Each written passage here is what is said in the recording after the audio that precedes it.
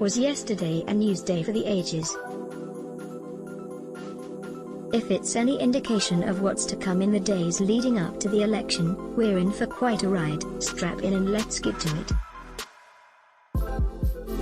Quick hits. Today's top stories: the United States confirmed 32,617 new cases of COVID-19 yesterday, with 5.5% of the 593,993 tests reported coming back positive. An additional 1,145 deaths were attributed to the virus on Tuesday, bringing the pandemic's American death toll to 190,784. President Trump admitted to downplaying the threat of the coronavirus to the public in a series of interviews with Bob Woodward for the journalist's forthcoming book Rage. "I wanted to always play it down," the president told Woodward on March 19. "I still like playing it down, because I don't want to create a panic." During a press conference on Wednesday, the president did not deny making these comments. "I don't want to create panic, as you say," he told reporters Wednesday. "Certainly, I'm not going to drive this country or the world into a frenzy." Brian Murphy, the former head of the Homeland Security Department's intelligence branch, said in a whistleblower complaint on Wednesday that several top DHS officials, including DHS Acting Secretary Chad Wolf and Deputy Secretary Ken Cuccinelli, ordered him to downplay the threat of Russian election interference and make the threat of white supremacy appear less severe. The complaint implies that the DHS officials involved acted outside their authority to censor intelligence that could threaten the president's re-election chances. A Norwegian lawmaker has nominated President Trump for a Nobel Peace Prize, citing the U.S. role in brokering a groundbreaking peace deal between Israel and the United Arab Emirates this year. The president has updated his 2016 shortlist of candidates to fill possible Supreme Court vacancies should he win a second term. Among those on the list, Senators Mike Lee, Ted Cruz, Tom Cotton, and Josh Hawley. Secretary of State Mike Pompeo said on Wednesday that there is a substantial chance Russian authorities were involved in the poisoning of Russian opposition leader Alexei Navalny. Trump's terrible, horrible, no good, very bad day. With less than 2 months until Election Day on November 3, Donald Trump had the kind of news day that would threaten to sink a traditional candidate. The revelations, any one of which might have dominated news cycles in a less frenzied time, came in rapid succession, leaving even those of us whose job it is to follow and report political news struggling just to keep up. They were not the kinds of stories whose meaning depends primarily on where you sit politically or how you view anonymous sources. Instead, they were developments that grew out of the words and actions of top Trump administration officials, with the most damaging revelations coming from the mouth of the president himself, in recordings of interviews he gave the country's most prolific chronicler of modern presidencies. Woodward, is it a cover-up if you admit it? First, there were the details leaked in advance from Rage, Bob Woodward's upcoming second book on the Trump White House. In the critical earliest days of the pandemic's intrusion into America, Trump frequently poo-pooed the possibility that it could pose a problem here. "When it gets a little warmer, it miraculously goes away," he said during a rally in early February. American cases would soon be down to zero. But a full month before he hit send on that tweet, Trump made clear in a call with Woodward that he understood the lethality of the virus and knew well that it posed a far greater threat than the flu. In an intelligence briefing on January 28, National Security Advisor Robert O'Brien warned Trump about the challenge ahead. "This will be the biggest national security threat you face in your presidency. This is going to be the roughest thing you face." Matthew Pottinger, a highly respected Asia specialist on the National Security Council, echoed these concerns, comparing the coming crisis to the influenza pandemic of 1918, which killed tens of millions worldwide. O'Brien, in an interview Wednesday afternoon with Fox News anchor Bret Baier, confirmed his dire warnings. In a conversation with Woodward on February 7, audio excerpts of which were released Wednesday, Trump was clear-eyed about the dangers presented by the virus. "It goes through air, you just breathe the air, and that's how it's passed, and so that's a very tricky one. That's a very delicate one. It's also more deadly than, even your strenuous flus," Trump told Woodward. "The coronavirus was deadly stuff," he repeated, 5 times deadlier than the flu, perhaps more. It would be weeks before Trump would be anything close to that bracing in public. "That's a little bit like the flu, it's a little like the regular flu that we have flu shots for," he said during a February 26 press conference. "And we'll essentially have flu shots for this in a fairly quick manner. Why the divergent rhetoric?" Trump explained during another interview with Woodward in mid-March. "To be honest with you, I wanted to always play it down. I still like playing it down, because I don't want to create a panic. The desire to try to stave off public paranoia wasn't unreasonable on its face. But the president's idea of playing it down, insisting all was well while dismissing or ridiculing those who were warning that the opposite was true, didn't just fail to calm down the nation as public health specialists contradicted his happy talk. It set the tone for the fragmentary, echo chamber partisan reaction to the virus that dogs us to this day.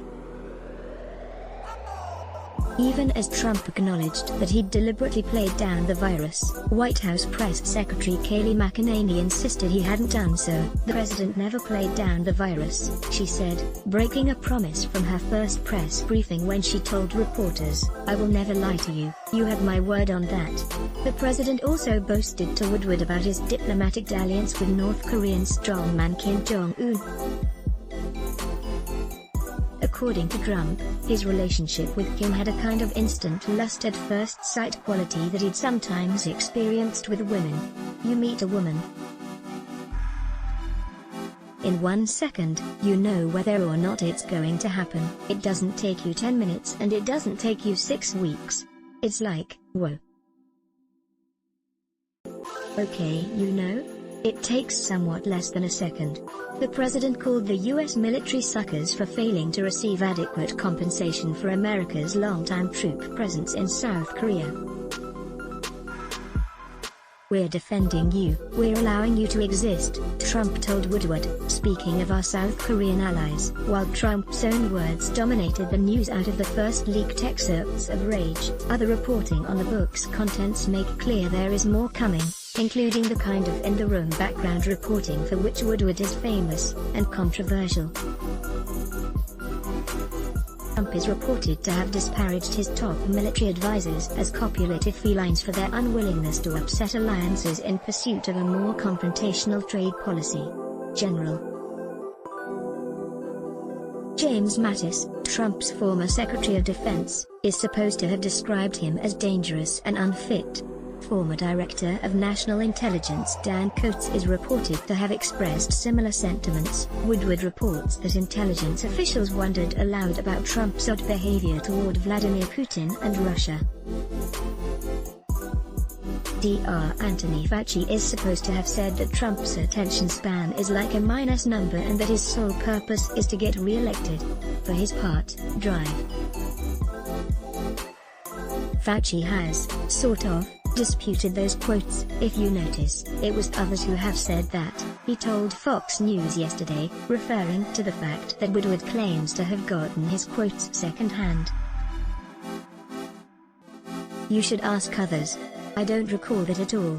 Fauci also said that "I didn't get any sense that he was distorting anything about the pandemic." Woodward's book will not be released for another 5 days, but it's clear that these early leaks are just a preview of what's to come.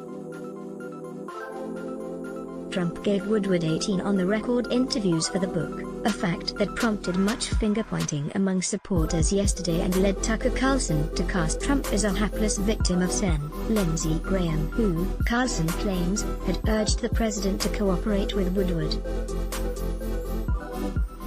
Department of Homeland Security last week.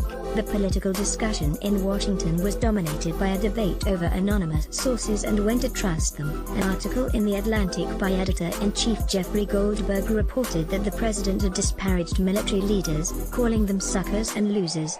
Trump critics seized on the report as more evidence that Trump doesn't respect the sacrifices of military leaders, and his defenders dismissed the claims as unreliable, given the unwillingness of Goldberg's sources to go on the record.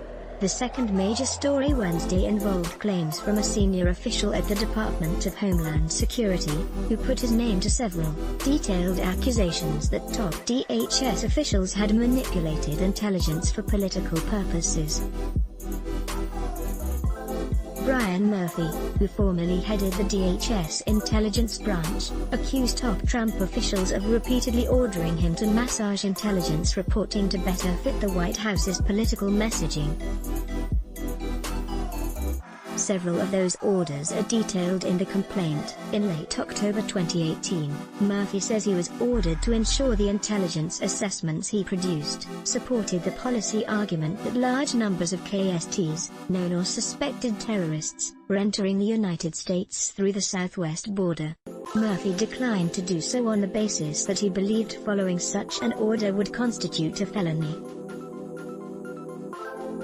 This order came just days before that year's midterm elections. Such supposed terrorist infiltrations were a major political theme of the president's at that time.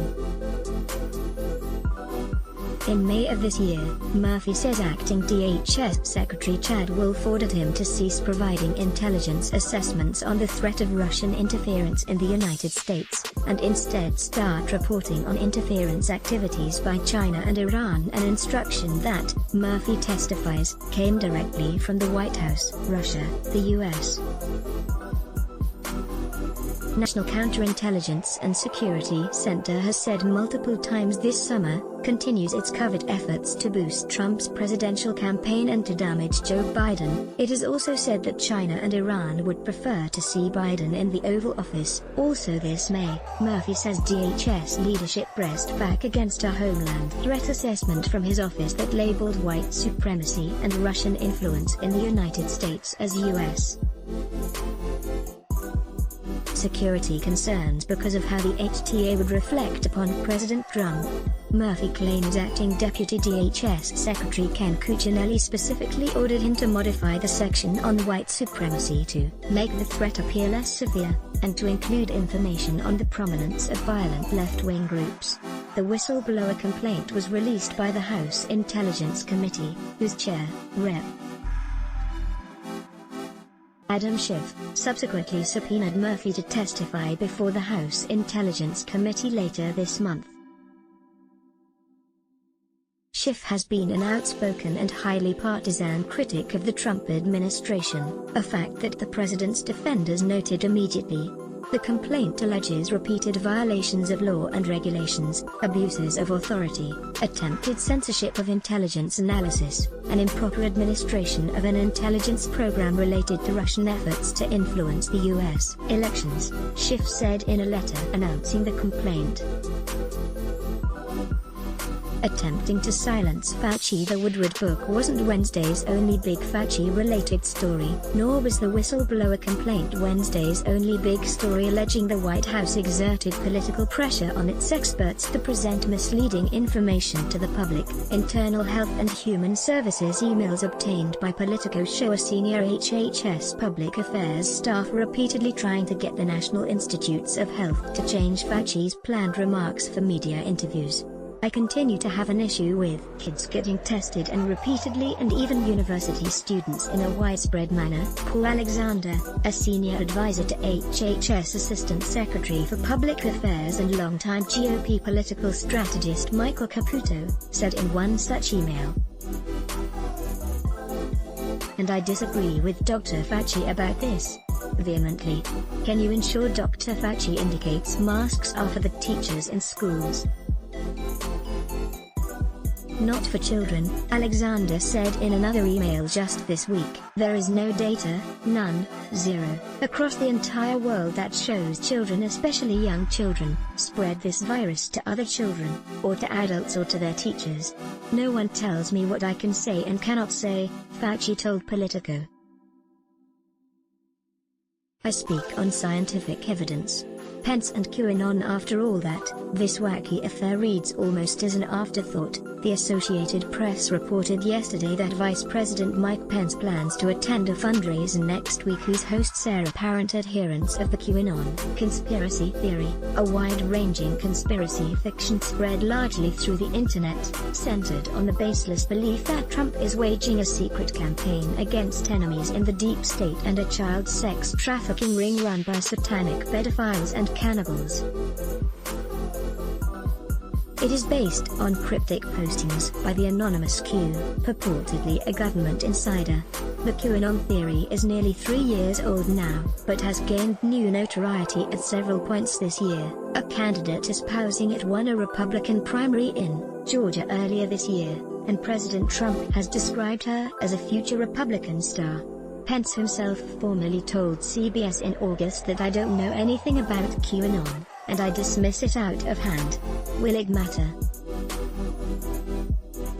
The obvious question, after a brutal day like Wednesday was for Trump, will it matter? We won't speculate here. It's clear that Trump defenders struggled to minimize or dismiss the flurry of reporting yesterday, whether the mendacity of McEnany or the odd theorizing of Tucker Carlson on Fox News. Carlson wondered why Trump would talk to Woodward at all and placed the blame on Senator Lindsey Graham. But Carlson's theory, deflecting any blame for the decision from Trump and placing the culpability on Graham alone, was an odd one. Why would he do something like that? You'd have to ask him. But keep in mind that Lindsey Graham has passionately opposed, virtually every major policy initiative that Donald Trump articulated when he first ran, from illegal immigration, to pulling back from pointless wars, to maintaining law and order at home. Lindsey Graham was against all of that more than many Democrats. So, maybe you already know the answer. A senator who has been one of Trump's most enthusiastic and obsequious congressional supporters for his entire presidency is secretly sabotaging the president by recommending Trump talk to a journalist. If the subtext of Joe Biden's pitch to America, and sometimes the text, is a return to normalcy, understood roughly as an end to current chaos, days like yesterday would seem to bolster his case. But it's worth noting that there have been many stories over the past 5 years that would have extinguished the careers of a conventional politician but haven't proven fatal to Trump. And while yesterday was an intense news day by typical standards, we may look back from November and see it instead as relatively normal. Worth your time. Jessica Krug, a left-wing African history professor at George Washington University, resigned Wednesday, after admitting she lied about being black for most of her career in academia. Commentaries. Noah Rothman has some insights as to how such a woke professor was able to get away with such an outrageous lie for so long. A survey of some of the material she was expostulating explains why she coasted under the radar. Rothman explains, Krug was saying what her colleagues wanted to hear, and what they want to hear is apologia for violent radicalism. In a symbolic head nod to the #OscarsSoWhite campaign in 2015, the woke Twitter trend that criticized Hollywood for its lack of racial diversity in Oscar nominations that year, the Academy announced on Tuesday that Best Picture contenders will soon have to play by a new set of diversity requirements in order to win. But many believe that this decision might backfire on the Academy. That thunk you heard coming out of La La Land on Tuesday was the sound of the Academy grandly planting its face in the sidewalk by announcing it was formally rejecting the pursuit of artistic quality in favor of a Byzantine quota system, argues Kyle Smith in the New York Post on Wednesday. Matt Iglesias went on Tyler Cowen's Conversations with Tyler podcast to talk about his new book, 1 Billion Americans, in which he advocates for massive population growth through immigration and large-scale policies that would make it it easier for more people to have more children.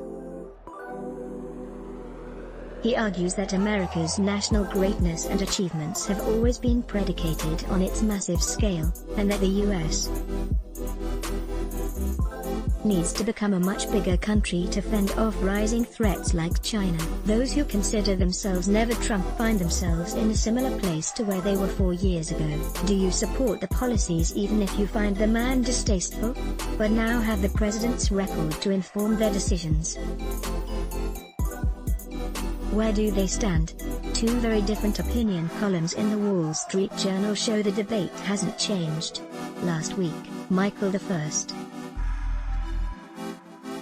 Krauss, a professor emeritus at George Mason, explained that he wrote in Paul Ryan in 2016 but would vote for Trump this time around. He writes, despite often contemptuous hostility by the elite press, and outright civil disobedience by several federal judges, the president has performed his duties and genuinely tried to keep his promises. Meanwhile, Walter Olson has watched Trump align with strongmen and fail to respond to the pandemic properly, and he has seen enough. We don't know when the next crisis will come. It might be a close election in which Mr. Trump needs to accept the decision of the judiciary. We might need national unity. Instead, this man's tweets are the ground glass in the national milkshake. Something fun in a world of bloated, indistinguishable campaign spots. This one gets top marks for both brevity and originality. Presented without comment, towing the company line. Critical race theory and radical diversity training initiatives have monopolized elite leftist culture to the point where white liberals are now doing everything they can to shed themselves of the alleged evil that is their skin color,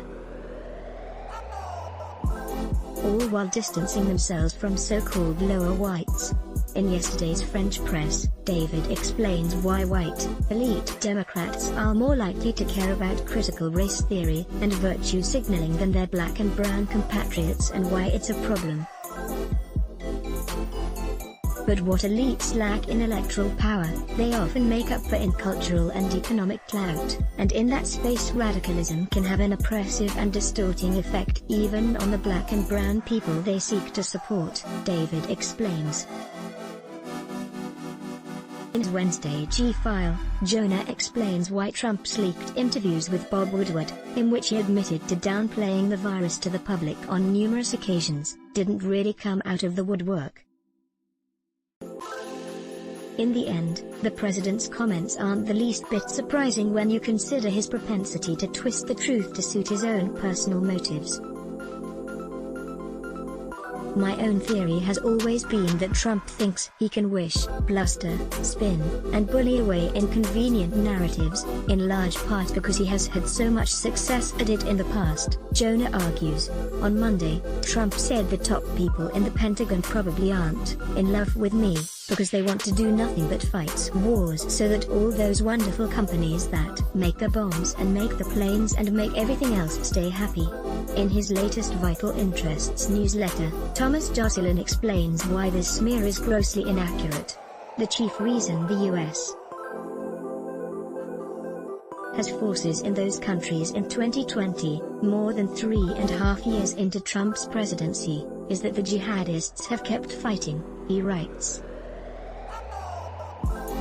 Trump could have pushed for a full withdrawal from the 9/11 wars by now, but he chose not to do so. It's easy to see why. ISIS has survived the end of its territorial caliphate, and other terrorist threats continue to emerge. Trump decided to reduce U.S. forces in Iraq and Afghanistan less than a week after Jeffrey Goldberg's bombshell article in The Atlantic highlighted anonymous accusations of the president's poor conduct toward American veterans. On yesterday's episode of the Dispatch podcast, Sarah, Steve, and Jonah tackle some of the move's political implications for Trump's re-election campaign before launching into a lively debate over the ethics of using anonymous sources in journalism. Let us know, is President Trump serious about the prospect of nominating a current GOP senator to the Supreme Court? Hard to say. But if the screws were on you to choose, Hawley, Lee, Cotton, or Cruz, Reporting by Declan Garvey, at Declan Garvey, Andrew Egger, at Egger DC, Charlotte Lawson, at Charlotte Hoover, Audrey Farlberg, at Farloutberg, James P. Sutton, at James Suttons, and Steve Hayes, at Stephen Hayes. Photograph by Alex Wong/Getty Images. Let's block ads. Why? Show your love for him. Click the link in description. Thanks for watching.